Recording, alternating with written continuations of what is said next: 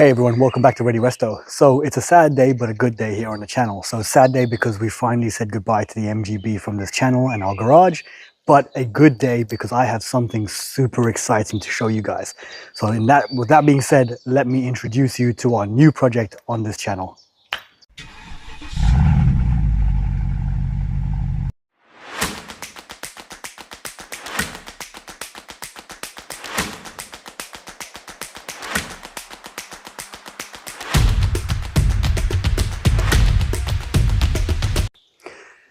So let me introduce to you the 1963 Ford Zodiac. Now this is an absolute beauty of a car, and you guys are going to want to stick around till the end of the video because you're going to be very interested in what's under this hood.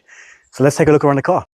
So for you all that don't know, the Zodiac was part of the three Graces back in the day, and that was the three top cars that came out of Dagenham in the Essex in the UK, and that is the Consul, the Zephyr, and the Zodiac. The Zodiac being the top level car that you could get. It had all the toys, all singing, all dancing, was considered the executive car at the time.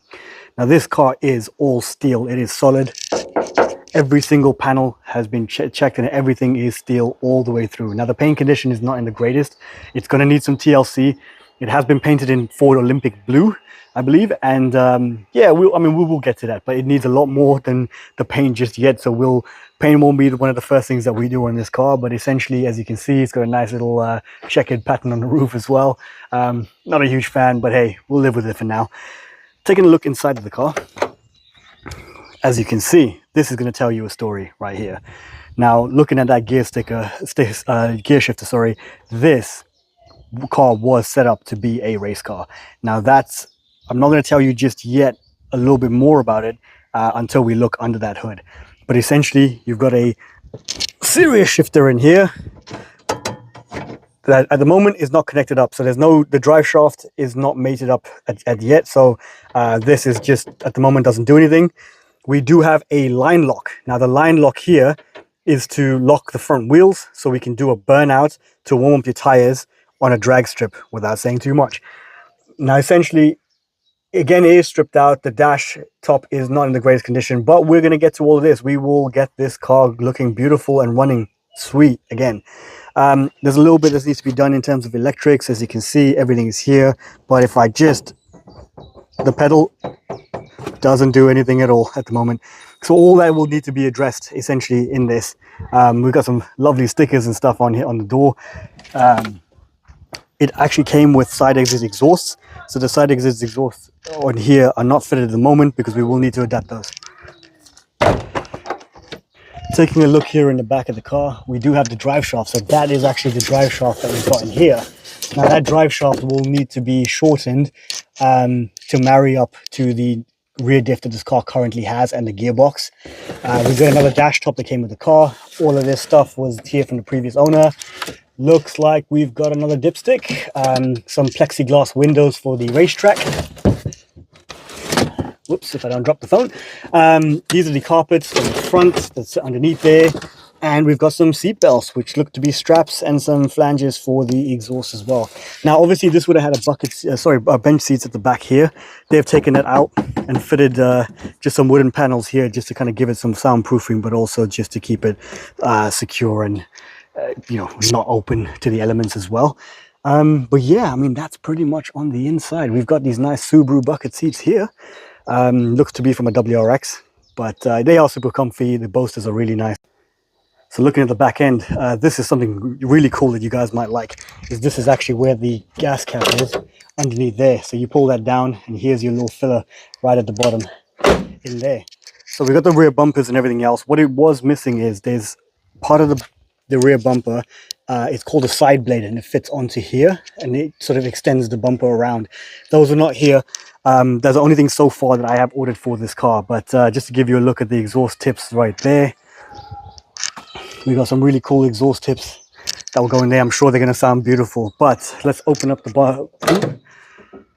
Love that automatic opening boot from 1960s. Can't beat that technology.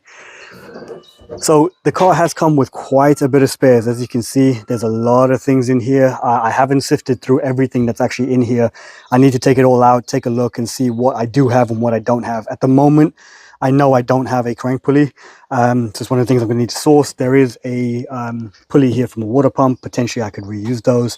For any of you who are supercar buffs and know what that water pump belongs to, you're going to kind of have an idea of what's under the hood of this car. So there's a few bits in the box here. That's the old heater motor, and this is a servo and so on for the brakes, and a few pipes that we may be able to recover, but some of them probably not going to be used. We're going to need to put all new piping in there. But yeah, we've got a sump in there. So again, if you're a engine buff, you might know what that belongs to. And some headers, some other pipes. There's a gasket at the back there. But again, like I said, I need to sift through all of these parts and actually find out what is here and what isn't. So on to the moment you've all been waiting for. Let's go and take a look at what is under that hood. All right, everyone, the moment you've been waiting for. I introduce you to the Ford 302 V8 from 1974. Now this engine is apparently from a Ford F-150. It has been seen running before it was put into the engine. It had to have custom engine mounts made up and put in on either side there for it. It is mated to a C6 gearbox, and it's paired with, right at the end of it, it's got a Ford Atlas rear diff. Now that is all the makings to make some serious power on this car. At the moment, what we don't have, and what I know I don't have, is I don't have a crank pulley, so I need to source one of those. I want to get a offset water pump pulley as well, so everything just marries up really nicely. I need an alternator. I'm going to need to fashion some pipes and so on for the plumbing, and I don't have a carburetor at the moment, so that is something I'm going to need to source as well. But as you can see, the engine is in there. The mounts look to be done to a fairly decent specification. They seem to be welded quite well. So yeah, I have full confidence that they're going to be okay and sufficient for this car itself. Now, what was in here before? This car, as you can tell by the remnants of the yellow, this car was actually a drag car before, but it had a V6 engine in there. It was all yellow. That's where it's got all the sort of racing stickers and liveries on there. It used to be a drag car with a V6 in there. I'm not sure. I only have a small photo album of the car itself that I can show you. You know, just a picture. The previous owner gave me a photo album, which I absolutely love, and that showed me a picture of the car when it was a drag car back in the day. But yeah, essentially we've got the engine in. I have turned it by hand, so I know that the engine does turn over, but that is all I know about it. All I know is that the previous owner told me he saw it running in the truck before they took it out from the donor vehicle.